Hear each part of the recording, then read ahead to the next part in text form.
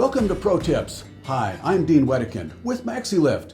In this series of Pro Tips, we're going to be talking about bucket elevator inspections. And of course, in the introduction, we talked about the ways you can look at a number of things on the outside, but the problem is looking at things on the inside. In the last few months, I had the chance to inspect a number of bucket elevators, some that were easy to get an inspection of the inside components, others that were very difficult. Let's take a look at some of these photos that I've taken, and you might be able to relate to some of these as well. First of all, let's look at this newer facility, a rail loadout facility that's also receiving trucks. You've got a great opportunity to be able to see what's going on because the manufacturer of the bucket elevator made small doors inside of big doors. You can open up the small ones, take a look at what's happening with the buckets, or open up the big ones to do maintenance.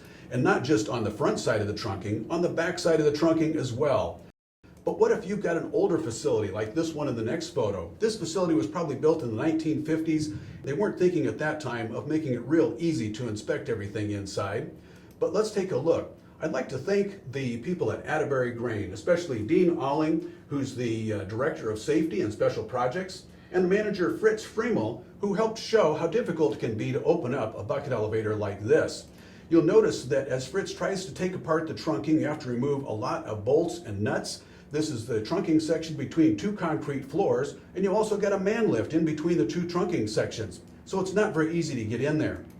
The trunking is very heavy. It takes two people to be able to get it apart.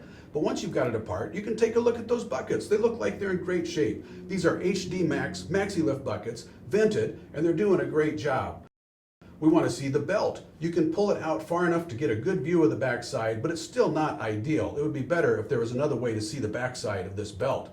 If you see another facility here, an older facility, they were thinking in this case, and they gave lots of opportunities here. You can see the Tiger Tough buckets on the front side. They're in pretty good condition. You can see the belting, the back side. And so it's great to have an opportunity like this to remove panels on the front and the back and be able to get a very good inspection. But sometimes you don't even have that opportunity. Here's another possibility. At the head section of these older facilities, you can go and remove a panel from underneath the head pulley. If you remove one of those panels, you can get up and see not only the back side of the belt, but you can see the lagging as well.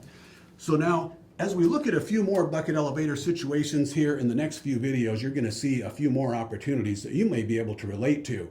So I hope you'll continue to watch all of these Pro Tips videos on bucket elevator inspections. I'm Dean Wedekind with MaxiLift and Pro Tips.